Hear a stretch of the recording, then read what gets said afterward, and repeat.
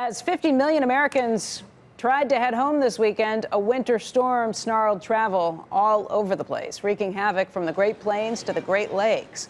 More than 1,200 flights were canceled nationwide yesterday, and nearly 5,000 more have been delayed this morning.